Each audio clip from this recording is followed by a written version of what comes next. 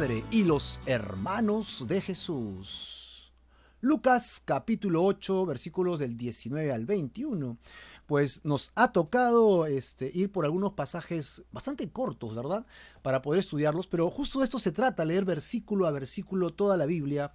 En los repasos reforzamos la idea del capítulo y pues cuando entramos en el detalle podemos explayarnos un poquito para poder saber qué está sucediendo allí, en ese pequeño punto que nos da tremendas luces para tomar decisiones en nuestras vidas. Así que, si ya sabes, el texto de hoy día es un texto bastante corto, pero es un texto que es importantísimo para nosotros, hablando acerca de la madre y los hermanos de Jesús, ¿no? Hablando pues de la familia de Jesús. Amén. Pues la Biblia habla acerca de dos familias. O bien estás en una o bien estás en la otra. ¿En cuál de las dos te encuentras tú? Jesús explica en el Evangelio de Juan cuando es confrontado con los fariseos, ¿no? Con los líderes religiosos acerca de que él viene del Padre. Y entonces ellos dicen, tenemos un solo Padre que es Abraham. Y usted le dice, ustedes no son hijos de Abraham, porque si fueran hijos de Abraham, harían las cosas que yo haría, entenderían lo que yo hago. Pero su padre es el diablo. Ahí está, ¿no? El capítulo 8 es fuerte. Y entonces ellos le dicen, nuestro padre no puede ser el diablo, tu padre es el diablo, tienes a Belcebú y una serie de argumentos que contrarrestan al argumento de Jesús. Sin embargo, Jesús le dice, no, mi padre es Dios. Mi padre es Dios y Él es testigo de lo que yo hago. No hay nada que yo no haga que Él no me pida que hiciera, o que yo no diga que no haya escuchado de Él. ¡Wow! Tremendo Jesús, tremendo. Si tú escuchas, meditas, estudias las palabras de Jesús, realmente son alucinantes, ¿no? Muy poderosas. Así que, bíblicamente hablando, hay dos familias, la familia de Dios y la familia del diablo. Entonces, cuando entramos en este tema de la familia terrenal, ¿no? La familia cosanguínea de Jesús, Jesús lleva este tema a un nivel superior y le dice, sí, es cierto, yo tengo mi familia, pero yo sirvo a una familia mucho más elevada, una familia mucho más grande. Y es aquí donde Jesús pone el verdadero valor a la familia espiritual, hablando del Padre Dios y del Hijo Jesucristo para con nosotros. ¿Eres hijo de Dios o no eres hijo de Dios? Si eres hijo de Dios, Jesús te pone en la balanza hoy día y te va a llevar a tomar una decisión, la cual la veremos al final de este estudio. Correcto, pues con esta pequeña y breve introducción vamos al contexto que es tan importante en nuestros estudios inductivos, ¿no? Vamos leyendo y sacando de lo que dice el texto. Capítulo 7 encontramos que Jesús se encontraba pues saliendo de Capernaum y se va a la ciudad de Naín, ¿no? E iban con él muchos de sus discípulos y gran multitud. Quiero que tomes nota, por favor, que habla de multitudes, ¿no? Grandes cantidades de personas. Luego encontramos nosotros en el versículo 8, versículo 1 del capítulo 8, que aconteció después que Jesús ya no solo fue de Galilea a Naín, sino que de Naín recorre todas las ciudades, como puedes ver en el gráfico adjunto. Jesús va pasando a una y otra ciudad, puede haber sido Nazaret, ¿no? Canaá, puede haber sido Betsaida, puede haber pasado por Magdala, Tiberias, Gadara, y así. Alrededor del mar de Galilea había muchos pueblos, muchas ciudades, y Jesús iba una por una predicando, enseñando. Acá nos dice justamente en el versículo 1, primera parte, que iba por todas las ciudades, o sea, no exceptúa ninguna, aldeas, ciudades, valles, chacras, campos, hacendados, aldeas, predicando y anunciando el evangelio. No había grupo pequeño ni grande que él no fuera y predicara el evangelio. Él siempre andaba predicando y anunciando el evangelio del reino, lo cual ya hemos definido claramente cuál es el evangelio del reino. Así de simple, el evangelio del reino es: Dios quiere gobernar la tierra. Y como el hombre se apartó y ya Dios va a gobernar la tierra sin nadie, Dios ha decidido, porque Dios es lo más importante, ¿no? Dios ha decidido restaurar a aquellos que quieran regresar a Él por fe. Y esto solamente es a través de Jesucristo. Si tú ves a Jesucristo, entonces vas a encontrar que en Él tienes la única manera de regresar a Dios para estar en su reino y gobernar esta tierra. Si has pecado, entonces la única forma de limpiar tu pecado es a través de Jesucristo. Así que estás invitado a regresar al reino de Dios por medio del evangelio. Y aquí está clarísimo, el evangelio del reino de Dios. ¿Estás dispuesto a venir al reino de Dios? Sí. Pues arrepiéntete de tus pecados y ven al Señor Jesucristo. La única forma de regresar al reino de Dios es a través de ello, y ahí pues nos expandimos. ¿Qué es el reino de Dios? ¿Cuándo va a venir por segunda vez? ¿Cómo va a establecer su reino? ¿Va a ser milenial? ¿Con qué cuerpo estaremos? Todo eso se responde una vez que tú vienes al evangelio del reino. Jesús no andaba solo. Encontramos nosotros claramente que él andaba con sus 12 discípulos, ¿no? 12 discípulos siempre atrás de él, y pues encontramos interesante que en el versículo 2 de este capítulo había mujeres, ¿no? Las cuales habían sido sanadas, unas de espíritus malos, otras de enfermedades. Mira, el Señor sigue sanando, el Señor sigue liberando. Si tienes cargas, demonios, o si tienes alguna enfermedad física, el Señor quiere seguir sanando hoy. No ha dejado, su mano no ha dejado de sanar. Y entre ellas estaba María, ok, Magdalena, ok, pero también se encontraban otras mujeres como Juana, Susana y otras muchas. Juana era esposa de Chuza, ¿no? Intendente, administrador de Herodes. Imagínate este Herodes que encontramos aquí. Y le servían con sus bienes. Estas eran mujeres pues de un poder adquisitivo alto, y su forma de servir a Jesús es: yo tengo esto y yo puedo servir a Jesús para que él coma, él se vista, no le falte. Él se dedica a predicar, a enseñar la palabra de Dios. Él no me está pidiendo nada, pero yo quiero aportar a la causa. Yo he sido liberado, he sido liberada, he entendido el mensaje del evangelio. Ya no soy culpable de mis pecados porque él me está perdonando, entonces tengo vida eterna. ¿Qué mejor que servirle al Señor con lo que tengo? Amén. Esto no quiere decir, hermano, que acá hay un mensaje tras bambalinas para decirte: dale al Señor plata, ¿no? Este no es el mensaje. El mensaje es: dale al Señor, sírvele al Señor. Si estás agradecido, sírvele al Señor con lo que tienes, con tus talentos, con tus dones, con tus capacidades. Si tienes dinero para invertir en el reino de Dios, amén. Dios no es deudor de nadie, Él te bendecirá. Pero ese no es el tema es la gratitud. Ese es el punto. El tema es la convicción de haber sido perdonado de tus pecados y regresar a Jesucristo, regresar a Dios y al reino de Dios para servirle. Es así, con toda esta multitud, con los discípulos y con las mujeres que le están siguiendo. Imagínate toda esta cantidad de personas a su alrededor, que Jesús comienza a hablar y enseñar con parábolas. Y una de ellas es la parábola del sembrador, la cual no vamos a entrar en detalle porque ya lo hemos estudiado, pero sí vemos que él da un ejemplo pues a sus discípulos acerca de un campo, granos que van a caer sobre el campo, y cómo es que en el campo hay 4 tierras distintas. Versículo 4: juntándose una gran multitud, y los que de cada ciudad venían a él, les dijo en parábola. ¿No? Es interesante porque ahí hablamos de qué significaba la parábola, ¿verdad? Así que puedes regresar a estos textos para que lo puedas ver en detalles, ¿no? Y entonces esta pues es la parábola. Nos salteamos hasta el versículo 11 y ahí dice: la semilla es la palabra de Dios. Tenlo en consideración. La palabra de Dios es como una semilla, y esta semilla va a caer en todas las tierras.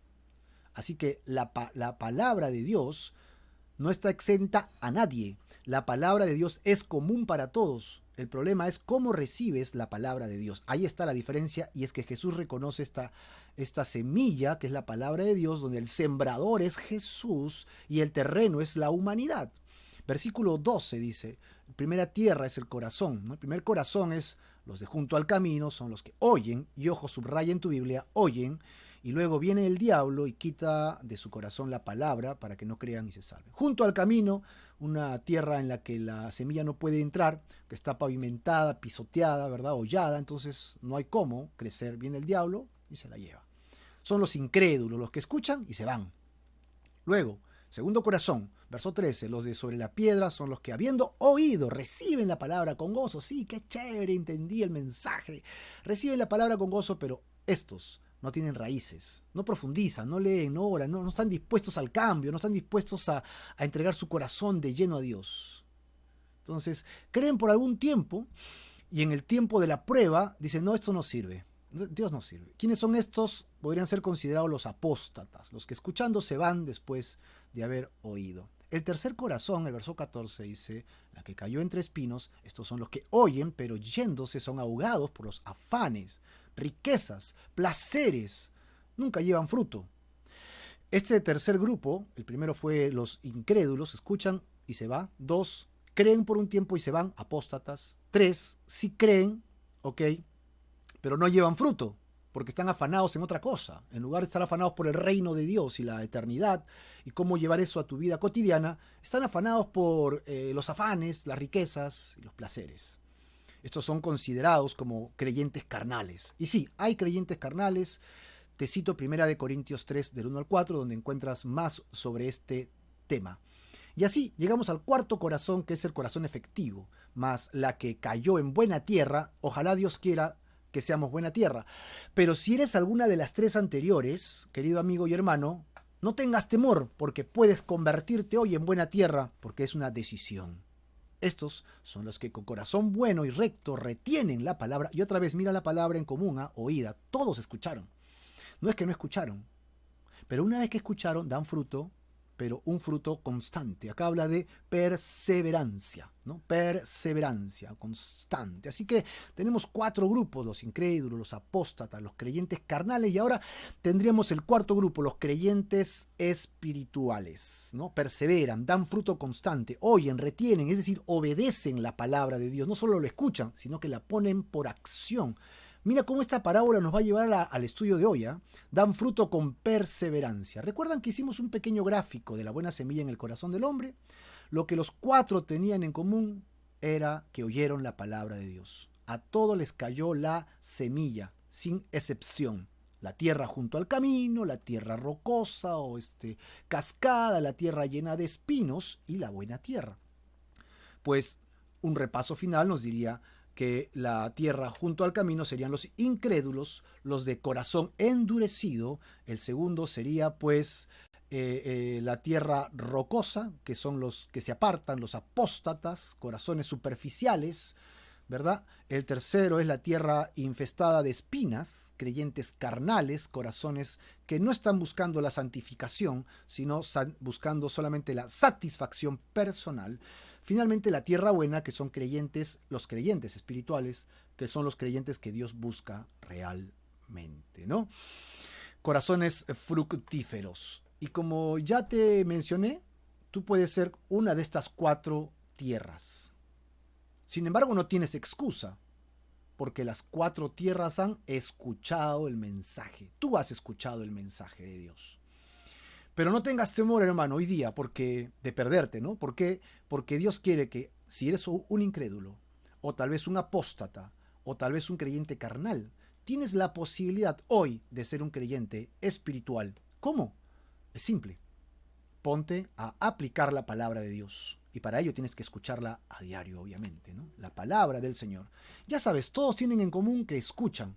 Y Jesús no se queda allí. Comienza a hablar ahora sobre una luz que alumbra en una casa, y no debería ser escondida esta luz. En el verso 16 dice: nadie que enciende una luz la cubre con una vasija ni la pone debajo de la cama, sino que la pone en un candelero, para que los que entren vean su luz. Así que esta luz vendría a ser de los creyentes espirituales, los creyentes que quieren crecer, dispuestos totalmente al cambio. Y en el versículo 17 habla de los que lo quieren ocultar. Pero nada hay oculto que no haya de ser manifestado, ni escondido que no haya de ser conocido y de salir a la luz. Aquí hablamos de los creyentes carnales que quieren ocultarse, ¿no? Y no quieren manifestarse.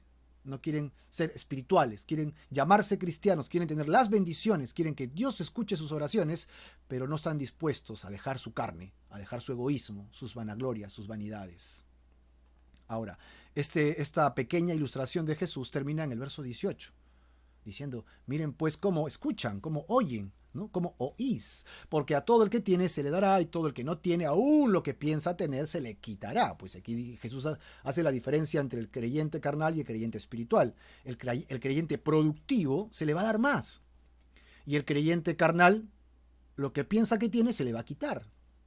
Dios es un buen administrador y Él no derrocha, Él no despilfarra. Él es generoso, sí, pero Él es un buen administrador. Y si tú no vas a producir, te quita lo que podría ser tuyo y se lo da al que sí va a producir, porque Él es un buen administrador. Nosotros somos los que somos pésimos administradores. Ten en mente lo que acabamos de repasar, la cantidad de gente, estas 2 parábolas, y es así como entramos al estudio del día de hoy, justamente con los versículos del 19 al 21, porque se involucran en medio de la multitud nuevos personajes que no se había mencionado tácitamente, ¿no? La madre y los hermanos de Jesús. Encontramos aquí nosotros: entonces su madre y sus hermanos vinieron a él, pero no podían llegar hasta él por causa de la multitud. Y se le avisó diciendo: tu madre y tus hermanos están afuera y quieren verte. Entonces respondió y les dijo: mi madre y mis hermanos son los que oyen la palabra de Dios y las hacen. ¡Ja! Tremendo mensaje de Jesucristo. Tenemos que recordar los dos estudios y enlazarla con este, para que tengamos la idea de lo que Jesús nos está hablando. Primero, en la parábola del sembrador, ¿no? Pero el que cayó en buena tierra, ellos son los que habiendo oído, ojo, rescata la palabra, oído la palabra, y lo he puesto ahí subrayado en amarillo todavía, con corazón sincero, con corazón bueno, ¿qué hacen? Uno, retienen, y dos, la practican o perseveran, produciendo una cosecha abundante, una maravillosa cosecha. Segundo, en la luz que no debes esconder, dijo, debes tener cuidado con lo que escuchas. O sea, toma atención con la información que estás procesando. Escucha la palabra de Dios y aplícala a tu vida. Esa es la idea. Y finalmente ahora, en el versículo 21, que es el versículo clave de esta lectura, hablando de la madre y de los hermanos, dice, madre para mí, hermano para mí, son aquellos que están escuchando la palabra de Dios. Y mira cómo dice al final, y la están poniendo en práctica. ¿Ves el enlace entre los tres? ¿Ves el enlace entre los tres? En los tres es siempre la misma idea. Todos los contextos, serían los creyentes espirituales, los creyentes productivos. Por un lado, produce fruto y así se le confía más para que dé más fruto. Por otro lado, se le da luz y como alumbra, entonces se le permite alumbrar. Y en tercer lugar, en el estudio de hoy, escuchan y ponen en práctica y pertenecen a la verdadera familia de Cristo. Así va cerrando Jesús este cuadro antes de entrar la próxima semana en el siguiente estudio de cómo Jesús se concentra con sus discípulos. La consecuencia lógica de la enseñanza es que una persona que entiende y por lo tanto pone en práctica las cosas que Jesús dijo, tiene una relación cercana, muy pero muy íntima con Dios. Solo los que llegan a este nivel de acción son los que tienen esta intimidad. Ese es el mensaje de fondo. Si tú solo escuchas y eres una tierra espinosa o pedregosa o eres del camino, pues solo conoces cosas de Dios, pero no eres familia de Jesucristo. Ese mensaje es duro, ¿no? Jesús realmente está dando, pero fuerte con este mensaje. Está tomando un mensaje que lleva a las personas a tomar una decisión. Vamos a ver los detalles para poder estudiar la lectura de hoy, para poder entenderla un poco más, ¿no? La madre y hermanos de Jesús lo vienen a buscar. Ahora, tenemos que entender algo. Tenemos que entender de lleno que en la cultura judía los vínculos, la intimidad familiar siempre precedía, ¿ok? Era más importante a los vínculos religiosos. Cuando eventualmente se daba lo contrario, era más bien por una causa de llamado de Dios, de consagración a Dios o a un ministerio. Ahí tienes personajes como Sansón, tienes personajes como aquellos que eran una consagración del nazareato, por ejemplo. Tienes también a Juan el Bautista, consagrado totalmente a Dios. Así que el vínculo íntimo de familiar pasaba a un segundo nivel solo en ese caso. Solo en ese caso. Jesús no pretendió ser grosero en este caso de ningún modo. Solo ahora está aprovechando la oportunidad que viene en ellos para enfatizar el verdadero orden y la prioridad de los valores en cuanto a quién es Él y en cuanto a su ministerio. Reiteradamente Jesús recalcó que la única relación válida con Él es la que se establece en cuestiones de fe por Él y en su palabra. ¿No? En su palabra. ¿Te acuerdas cuando Él se sorprendió con este centurión que no era judío y tenía fe? ¡Wow! Tenía fe en su palabra, creyó en Él. Di solo la palabra, Señor, ¿no? Y se hará. ¡Wow! Nunca he visto tanta fe. Así que Jesús siempre resaltaba la fe en su persona y en la palabra. Su palabra marca distancia entre aquellos que solamente escuchan y los que estemos dispuestos a hacer la palabra de Dios. ¿Cómo estás tú, hermano? ¿Cómo estás tú que me estás escuchando? ¿Qué tal estás con tu relación con la palabra de Dios? ¿Es que tan solo la estás escuchando? o también la estás practicando, ¿no? También la estás practicando. Eso va a definir tu nivel de relación con Jesús, tu nivel de relación con el Señor. La finalidad de la palabra de Dios, entonces, no solo es solo en ser entendida, porque hay grandes teólogos, grandes estudiosos de las Escrituras que no creen en Dios. Increíble. Teólogos profundos, ¿no? Que tienen problemas de qué línea tomar, ¿no? Están entendidos y se aferran a la letra en lugar de aferrarse a Jesús. Dios está más interesado en la obediencia de la palabra que en la profundidad escabrosa, ¿no? de la letra, del hebreo, el griego, el contexto en que lo dijo, por qué lo dijo, cómo lo dijo, a quién se lo dijo y cómo se utilizaba en ese tiempo. Olvídate, hermano, en algún momento llegaremos a eso, ¿no? Ya cuando vayamos a un instituto, a un seminario bíblico, podríamos estudiar tal vez eso. Sin embargo, el Señor es más simple. Lo que está ahí en su contexto, entiéndelo y aplícalo a tu vida. Por eso es que leemos así la Biblia, verso tras verso, línea tras Biblia, renglón tras renglón. Jesús estableció un nuevo orden de relación que supera el orden natural familiar. ¿Sabes cuál es? El reino de Dios. El reino del Señor. Justamente hablando de eso es que nosotros vamos a ver el versículo 19 cuando dice: entonces su madre y sus hermanos vinieron a él, pero no podían llegar hasta él por causa de la multitud. Es evidente que para este momento José ya estaba muerto. No se le menciona en ningún momento ya después que Jesús vuelve a aparecer, ¿no? Entre los 14 años y habiéndose desaparecido en el templo y fue encontrado, y después cuando regresan a Jerusalén ya no se le vuelve a mencionar a la familia, y cuando reaparecen no está. Así que lo más lógico es pensar que él ha fallecido. No se revela por qué. La familia de Jesús, la familia consanguínea, lo está buscando, ¿no? Sin embargo, podemos ver algunos matices que nos pueden ayudar. Por ejemplo, vamos a Marcos capítulo 3, versículo 21 al 22, donde vemos que cuando lo oyeron los suyos, y está hablando de su familia, vinieron a tomarlo, ¿no? A prenderlo, a sacarlo. Porque decían, se nos loqueó, Jesús se nos rayó, se nos loqueó nuestro hermano, mi hijo, ¿no? Está fuera de sí. Por otro lado, los escribas que habían venido de Jerusalén decían que tenía a Belcebú, ¿no? el demonio de las moscas, ¿no?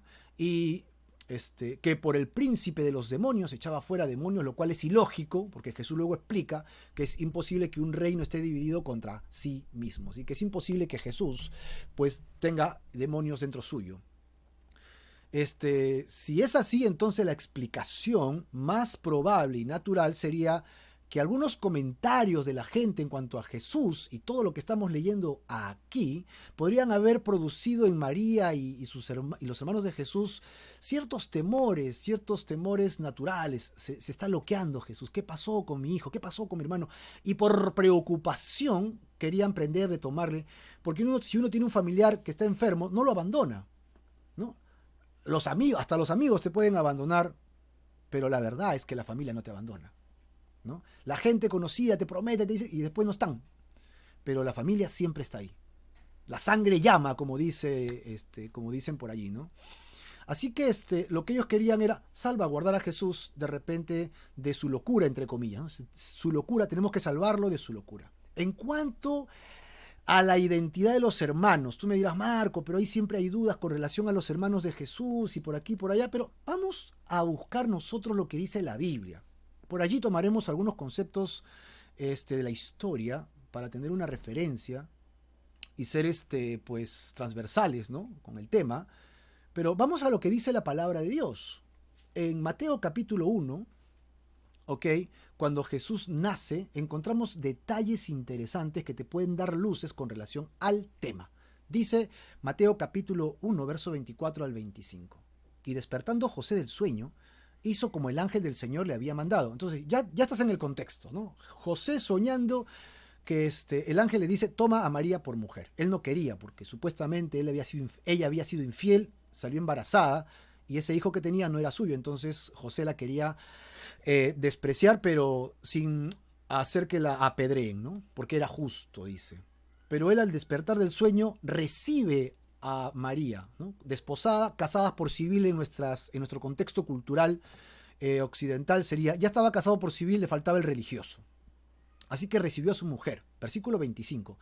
pero no la conoció hasta que dio a luz a su hijo primogénito y le puso por nombre Jesús. ¡Ja, ja! José no tuvo relación sexual con María hasta, y subraya esa palabra porque es importante. Búscala en cualquier versión que quieras y es la misma idea. No la conoció, es decir, no tuvo relación sexual hasta, implica que después del nacimiento del Señor Jesús, María y José, como cualquier matrimonio, tuvieron relaciones conyugales normales y tuvieron varios hijos. Así que estos hermanos eran los medios hermanos de Jesús. Marco, no me queda muy claro. Pues saltéate a la siguiente frase entonces, para que te quede más claro. Dio a luz a su hijo, ¿y qué dice? Muy bien, dice primogénito, es decir, no dice unigénito. En Juan capítulo 3, tú encuentras que cuando se habla de Jesús y el Padre, dice unigénito hijo, único hijo. Sin embargo, acá dice primogénito. Aclárese que este evangelio es escrito años después del nacimiento de Jesús, por lo tanto, no es un tema de que María pensó que iba a ser el primogénito. Ya existían más hijos, ya estaba evidenciado la cantidad de hijos, por lo tanto, era normal colocar lo que era justo. Primogénito habla de primer hijo, ¿no? Primer hijo en nacer. Eso significa que después de él vinieron varios otros hijos. Solo con este texto nos quedaría para nosotros bastante claro que Jesús tendría hermanos de sangre, hijos de José y María después del nacimiento. Es decir, Jesús fue concebido por obra y gracia en María. María concibió sin conocer a José. Virginal, eso es un milagrazo, eso es real, lo cual creemos y admiramos sobrenatural, admiramos increíblemente a esta jovencita María, que es pues un ícono en el cristianismo por su fe, ¿no? Por los valores que Dios encontró en ella. Sin embargo, como todo ser humano corriente y común, después de este nacimiento original, ella ya pues no quedó, ella obviamente abrió la matriz y ella tuvo que hacer los sacrificios de apertura de matriz. Ahí encontramos otra evidencia de que ella ya estaba dispuesta para poder tener su relación normal como cualquier otra mujer casada, ¿no? Bendecida. Esta relación de conocer a su cónyuge, a su pareja, es una bendición dentro del matrimonio. Obvio, está clarísimo en el Génesis también. Adán y Eva, Dios los pone y le dice, llenen la tierra, o sea, conózcanse. Dios es quien crea la unión sexual y es una bendición dentro del matrimonio. Es bendecido. Es más, la pareja cuando va a tener su intimidad sexual puede incluso hasta orar para pedirle, Señor, bendice nuestra unión sexual para que sea gratificante porque tú la creaste para eso. Amén, hermanos. No estamos diciendo nada extraño que tú no sepas. Y si no lo sabías, bueno, a partir de hoy día tienes más información interesante. Ahora, en el Nuevo Testamento encontramos otro relato cuando Jesús regresa a su barrio habiendo empezado su ministerio, ¿no? En Mateo capítulo 13, verso 55, la gente dice de Jesús, ¿no es este el hijo del carpintero? ¿No se llaman su madre María? Y ojo, hermanos. Y titula 4. Y los nombra Jacobo, José, Simón y Judas. Algunos dicen que son sus primos. Pero déjame recalcarte, mi querido hermano y amigo, que las familias eran increíblemente grandes en esa época. María tenía hermanas. José tenía supuestamente hermanos. Así que Jesús no tendría solo 4 primos. ¿Por qué se mencionarían solamente a estos 4 si la razón serían primos? Tendría que haber mencionado la lista y te aseguro que no bajaba de unas 40 personas. Ahora mismo, familias que tienen abuelos de 10, porque todavía hay generaciones, ¿no? Yo tenía mi abuelo y ellos tenían 8 o 6 hermanos, cada uno de ellos. Así que yo tengo primos, por lo menos unos 30 primos, y de segundo grado no baja de 200 personas. Esto es de esta generación, de esta generación de nuestros hijos en adelante ha cambiado la cosa. Ya no quieren tener hijos, quieren tener uno nomás, no 1, 2, y bueno. Pero en esa época era así, la gente tenía 8, 10 hijos. No era diferente en este caso. Así que podríamos descartar el tema de primos aquí. Y realmente hermanos son hermanos acá. Jacobo, José, Simón y Judas. Así que en este relato de Mateo se presenta después de las 7 parábolas del reino y Jesús regresa a su barrio, a Nazaret, donde había crecido, en la sinagoga en la que él había crecido supuestamente y sido instruido entre los 12 y 30 años. La actitud de sus vecinos del pueblo era como la de la mayoría. ¿De dónde sacó sabiduría este muchacho? Si yo lo conozco, este es el hijo del carpintero, conocemos a sus hermanos y yo sé quién es Jacobo, yo lo he visto ahí correr descalzo a José, ¿no? Agarrar su pelotita a Simón, Jesús con sus hermanos yendo a comprar pan. Yo los conozco a todos ellos. Y los nombres que se mencionan acá son nombres muy comunes. Como el nombre de Jesús, en la época de Jesús, en realidad es un nombre muy común, muy usado. ¿Verdad? Hay temporadas en las que hay nombres comunes, ¿no? Por ejemplo, en mi época mi nombre era común, Marco, ¿no? Hay muchos de mi generación que se llaman Marco, así como yo. O Marcos, yo soy Marco Antonio en realidad, ¿no? Y así, hay nombres que son comunes en diferentes épocas. Marco, entonces, ¿me quieres decir que habían 4 nombres de hermanos de Jesús? Saca tu cuenta. Y el siguiente versículo te va a dejar con el ojo cuadrado. Versículo 56. ¿No están todas sus hermanas? Y es subrayado, ¿eh? Hermanas con nosotros. ¿De dónde pues tiene todas estas cosas? ¿De dónde sabe todo esto? Increíble. Las hermanas de Jesús. Ahora, como no se dice quiénes son, porque obviamente en los linajes judíos no se mencionaba pues a las mujeres, así que mencionar que existen nada más era suficiente. No se sabe cuántas eran, pero dice hermanas. Así que, como está en plural, hermanas, por lo menos serían 2. Podrían ser más, ¿verdad? Pero para hacer una contabilidad simple, si son 2 más 4 hombres que ya hemos leído sus nombres, en total hacemos una suma simple, serían por lo menos 6 hermanos de Jesús. Y con Jesús serían, obviamente, 7. Todos los cuales, hermanos de Jesús, seguían viviendo en Nazaret. El hecho de que tenían hermanos también es claro en otros pasajes, como los pasajes paralelos a este estudio en Mateo 12 y en Marcos capítulo 3. En las bodas de Canaán se menciona que después que descendió a Capernaum, ¿no? Jesús estaba con su madre, con sus hermanos y sus discípulos, y estuvieron allí no muchos días. Si era una fiesta en la que estaba invitada toda la familia de María y de José, habría aplicado mejor decir, estuvo Jesús, su madre y los primos de Jesús con los discípulos. Pero no, dice hermanos, otra vez. Igualmente sucede cuando Jesús está en Galilea y sus hermanos lo acusan de por qué no sube a Judea, ¿no? En Juan 7:3 en adelante, ¿no? Para que sus discípulos crean en él. Y habla de hermanos 3 veces. En el versículo 3, en el 5 y en el 10, hermano, hermano y hermano. Y está hablando de un tema cosanguíneo. Incluso después del Pentecostés, en Hechos capítulo 1, verso 14, bueno, dice acá, y todos estos perseveraban en oración y ruego con las mujeres, ojo, y con María y con sus hermanos, los hermanos de Jesús. Ahora, ¿qué dice la historia con relación a estos hermanos de Jesús? Vamos a ver algunos personajes del siglo III, ¿no? Del siglo III para IV creo que sería, ¿no? En el siglo IV, evidentemente, tenemos a un personaje llamado Elvidius. Elvidius, sí. Del 380 después de Cristo, sostuvo que estos eran hijos de José y de María. Hijos de José y de María.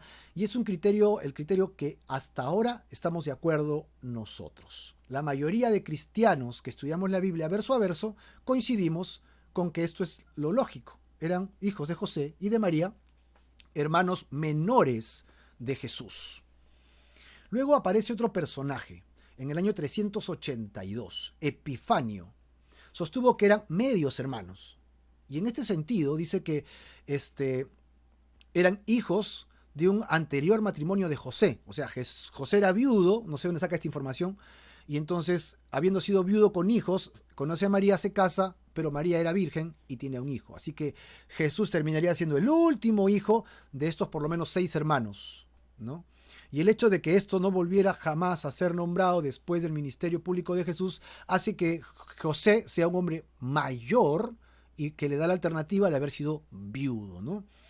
Y en esto está apoyado por las iglesias ortodoxas griegas y las iglesias anglicanas, ¿no? Las iglesias anglicanas. Y por último tenemos a Jerónimo. En el 383, él va un paso más adelante e interpreta, es una interpretación propia, ¿no?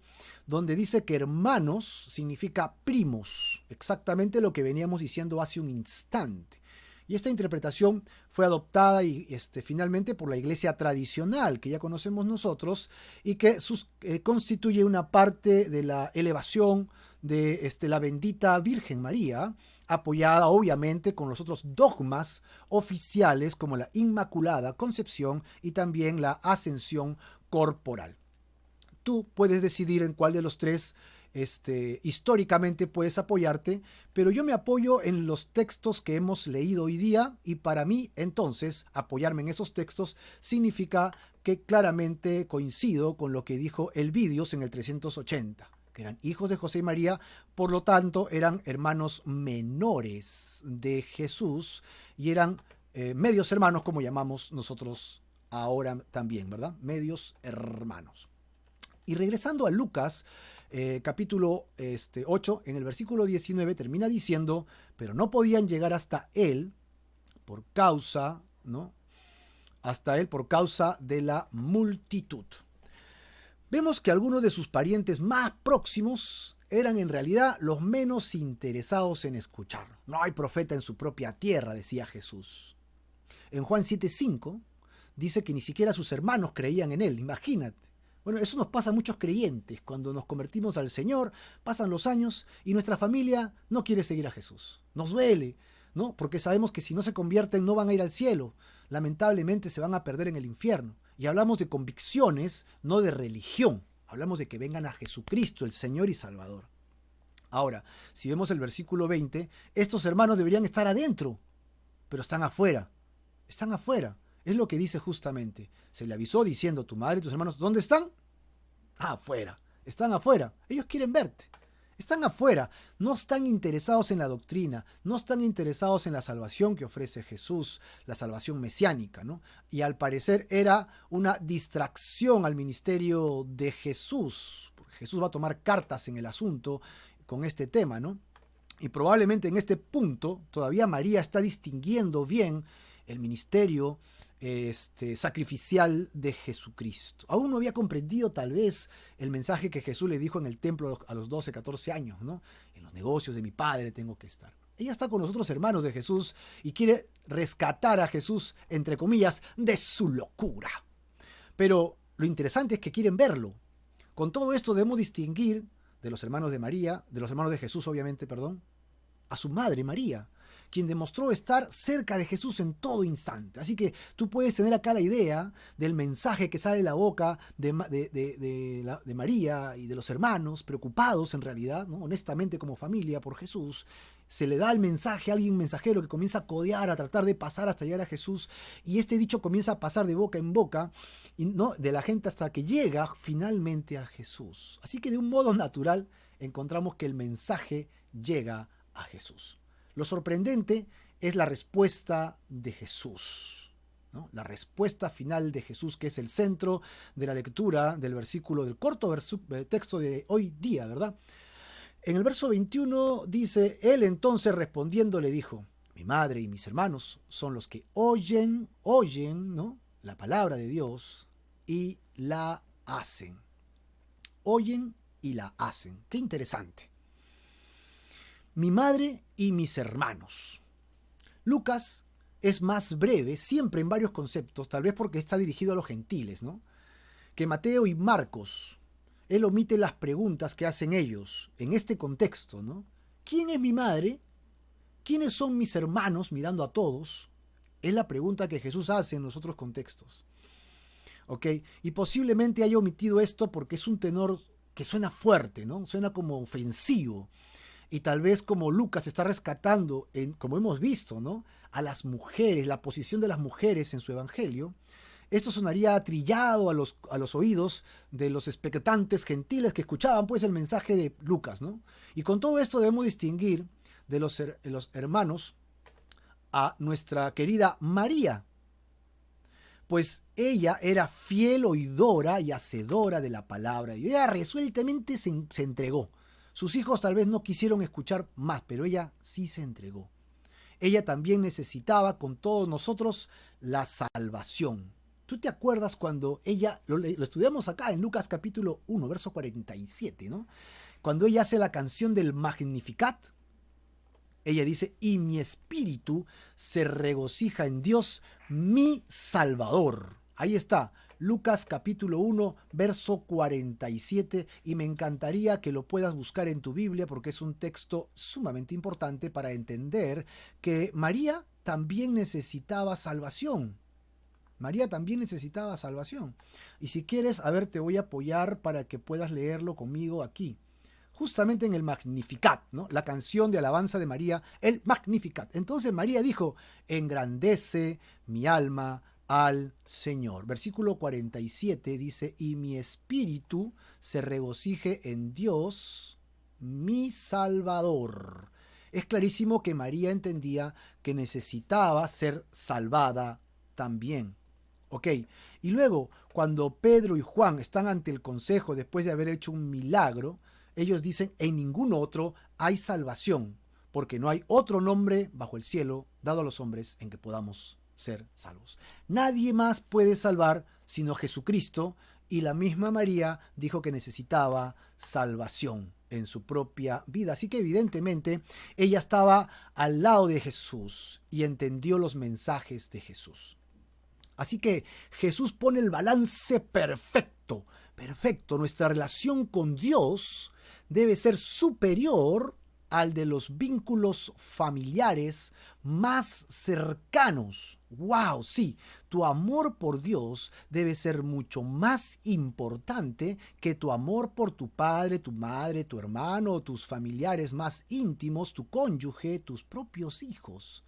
Marco, ¿estás seguro de lo que me estás diciendo? Pues yo lo digo porque el Señor nos lo aclara. Jesús nunca despreció a su familia. Por el contrario, la relación que tenía ella, ¿te acuerdas? Con su mamá, fue todavía mucho más intensa en el momento que María estaba frente a él en la cruz. Y él en Juan capítulo 19, versículo 25 en adelante, creo que también lo tengo acá, a ver si nos ayuda. Sí, aquí está. Dice, estaban junto a la cruz de Jesús su madre y la hermana de su madre, María, mujer de Cleofas, y María Magdalena.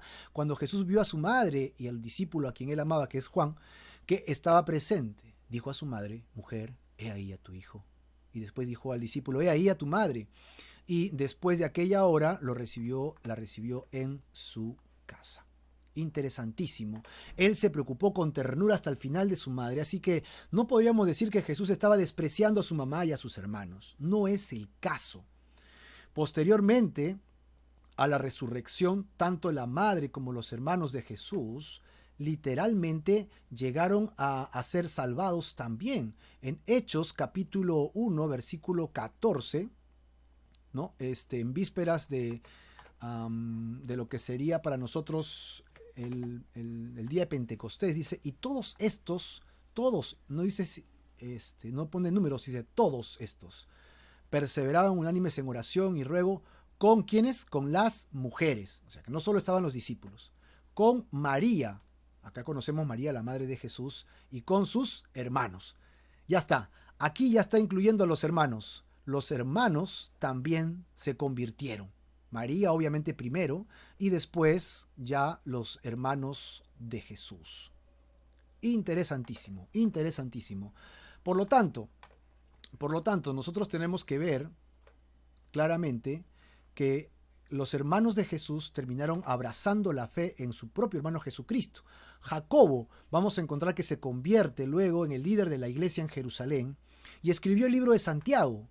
Y Judas escribió el libro que lleva su nombre en el Nuevo Testamento. Así que dos hermanos de Jesús escriben dos libros del Nuevo Testamento, Santiago y Judas. Revísalo, Judas capítulo 1, versículo 1, y dice, Judas, siervo del Señor Jesús y hermano de Jacobo. Pero lo que el maestro enseña en forma sorprendente esta vez es que la voluntad de su Padre tiene que estar establecida. Dios es primero. Él ha glorificado a Jesucristo, Jesucristo glorifica al Padre y para eso ha venido, para hacer la voluntad del Padre. Así que la interferencia no puede existir de ninguna manera. Por lo tanto, lo que termina diciendo Jesús es: mi madre y mis hermanos son los que oyen la palabra de Dios y las hacen. Los que oyen la palabra de Dios y la ponen en práctica. Eso es lo que está diciendo. Esto se refiere al Shema. ¿Has escuchado el Shema de Israel? Pues yo te cito a que vayas al Pentateuco, ¿no? Los primeros 5 libros del Antiguo Testamento escritos por Moisés. Allí tú vas a encontrar el Shema de Israel. Empieza diciendo en el versículo 1 del capítulo 5 de Deuteronomio: llamó Moisés a todo Israel. Oye Israel, fue lo que les dijo. Esa palabra, oye Israel, es la palabra Shema, ¿no? Los estatutos, y aquí está lo que tiene que escuchar Israel, que son estatutos, ¿qué más? Decretos, que yo pronuncio hoy a vuestros oídos. Eso es lo que hacía Dios. Él pronuncia esto a sus oídos. ¿Qué tienen que hacer? Aprenderlos y guardarlos. Mira, es el mismo mensaje que está dando Jesús en la parábola de la semilla, ¿no? En la parábola del que echa el grano, en la parábola de la luz, y ahora el mensaje que está dando también a través de su familia. ¿Para qué? Para ponerlos por obra. Es el mismo mensaje porque es el mismo Dios y no ha cambiado. Ahora, si nos vamos al capítulo 6 por un instante, versículos 4 al 5, mira lo que dice: oye Israel, Jehová nuestro Dios, Jehová uno es. Y acá dice lo que tiene que hacer: amarás a Jehová tu Dios de todo corazón, con toda tu alma y con todas tus fuerzas. Y termina diciendo: y estas palabras que yo te mando hoy estarán sobre tu corazón y las repetirás a tus hijos, a tu familia. Así que esta palabra que hemos estudiado nosotros en Lucas capítulo 8, oye, las palabras de Dios, son un campanazo, ¡talán!, para que nos haga recordar el Shema de Israel, ¿no? El Shema significa oír y hacer inmediatamente lo que has escuchado. No lo postergues. Si Dios te dice pide perdón, ve y pide perdón.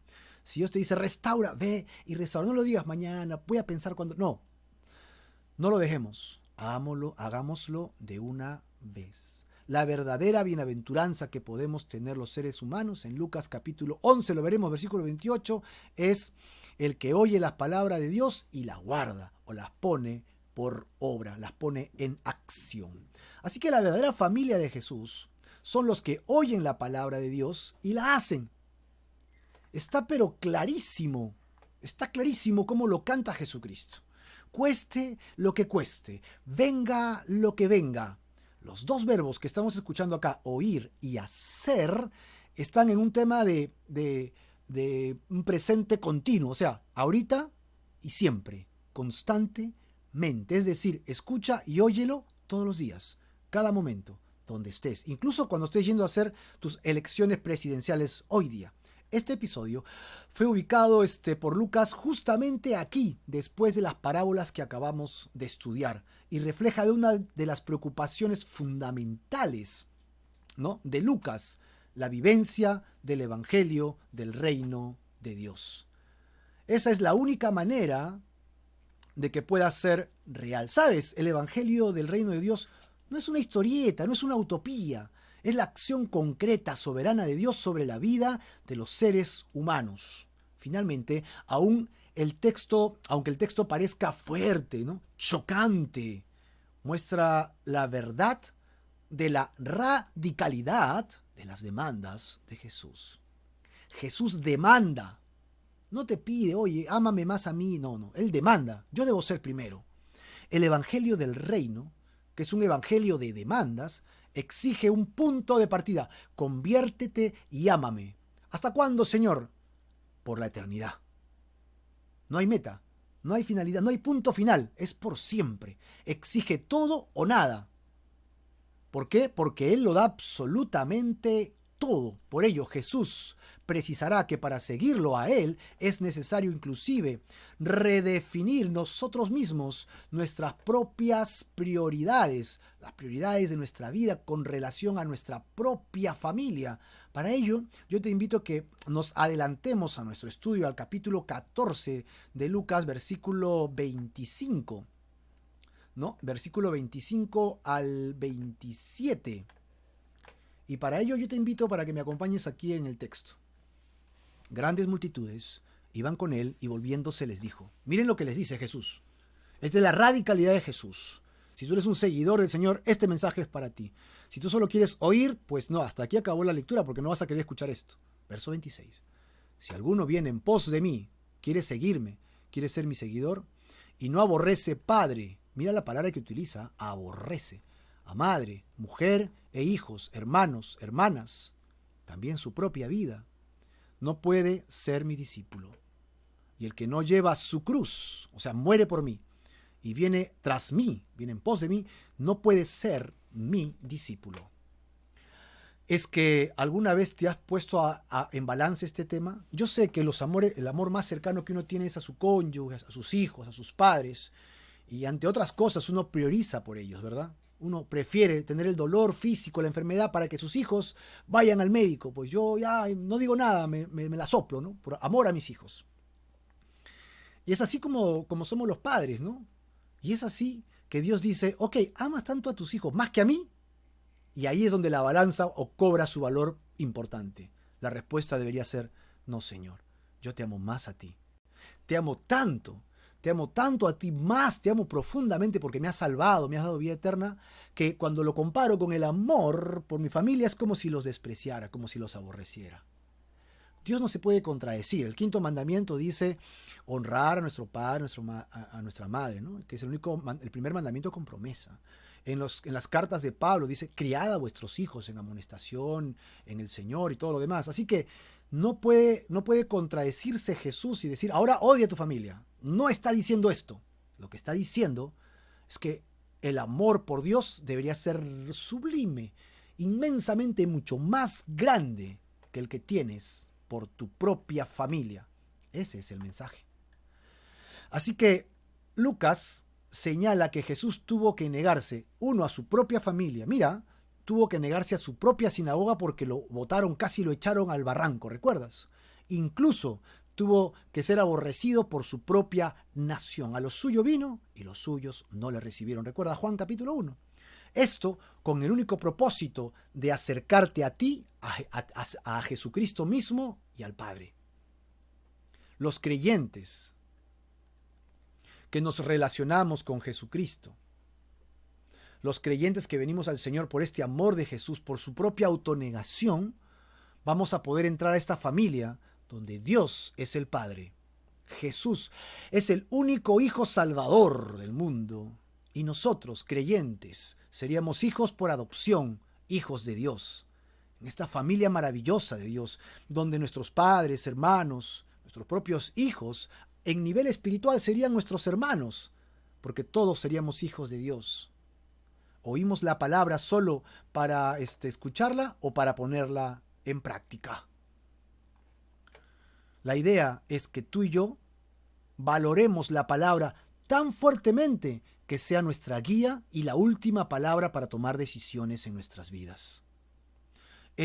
Jesús nos ha dado una valiosa lección con su propia familia. Él no tuvo intención de ser grosero, sino de poner en la balanza nuestras prioridades. Si deseamos intimidad espiritual con Dios, con Jesús, entonces debemos, 1, escuchar su palabra. 2, debemos atender su palabra. Y 3, debemos obedecer su palabra. La obediencia no solo nos capacita para que aprendamos más verdad. Quiero conocer más, tengo preguntas, quiero que alguien me responda a todas mis preguntas. Pues agarra un diccionario, agarra un comentario bíblico, hay muchas respuestas. Pero lo que Dios quiere es una relación contigo. Dios quiere acercarse a ti para convertirte a ti en su familia, íntima, cercana, en una relación profunda con Él. ¿Estarás dispuesto a hacer algo así? ¿Estarás dispuesto a recibir el llamado de hoy día a tu vida, a arrepentirte de tus pecados, a dejar atrás tu maldad, tus propios egoísmos, los afanes de esta vida, escuchar el mensaje de salvación, arrepentirte de tus pecados y recibir vida eterna en Cristo Jesús? Escucha la palabra, atiéndela y obedécela, y de esta manera encontrarás salvación y vida eterna para tu corazón. ¿Estás dispuesto a hacerlo? ¿Estás dispuesto a venir a Jesucristo hoy día de todo corazón? Pues yo te invito en este momento a orar. Te invito a que recibas a Jesucristo en tu corazón. Te invito a que lo recibas para que tengas vida eterna en Él y que no haya nada que te separe del amor de Jesucristo, el amor de Dios que es en Cristo Jesús. No hay amor más grande que el amor de Dios para con tu vida. Hoy día, entrégale tu vida al Señor. Vamos a orar para que recibas salvación y para que recibas vida eterna en Cristo Jesús. ¿Quieres hacerlo? Vamos a orar en este momento entonces y pedirle que Él te llene de su inmensa paz. Señor, en este momento nos arrepentimos, Señor, de nuestros pecados y te pedimos en el nombre de Jesús que nos recibas, nos des vida eterna y nos des salvación. Ponemos nuestro corazón, nuestra mente, nuestros cuerpos, como un sacrificio vivo, agradable a ti, que es nuestro culto, nuestra forma de entender que es adoración, culto racional. Y te entregamos nuestras vidas. Queremos ser consumidos en el altar del fuego espiritual, Señor, del pecado. Reconocemos, Señor, arrepentidos que hemos fallado delante de ti y que tú has enviado a tu Hijo Jesucristo para que venga a esta tierra y siendo santo, viviendo santo y muriendo santo, ocupe nuestro lugar de castigo. Y tu ira cayó sobre él. Somos salvos en él. Señor, la ira que debió caer sobre mí cayó sobre él, y por su llaga hemos sido sanados, hemos sido curados y tenemos vida eterna. Te pido, Padre Celestial, en el nombre de Jesús, que perdones mis pecados y me des vida eterna solamente en ti. Te entregamos nuestras vidas y corazones y te suplicamos que nos des la oportunidad de adorarte, servirte por toda la eternidad.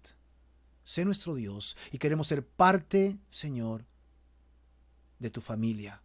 Ya no queremos ser familia de nuestro padre el diablo, al cual servíamos en nuestros deleites de la carne, las pasiones de nuestras vidas, los deseos de nuestros ojos, sino ahora queremos que tú seas nuestro Padre, Dios bondadoso, misericordioso, generoso, que tiene poder para librar, para salvar, para proveer, cuidar y sanar. Te entregamos nuestras vidas y corazones por la eternidad a ti y solamente a ti, en el nombre poderoso de Jesús de Nazaret, Señor. Amén y amén.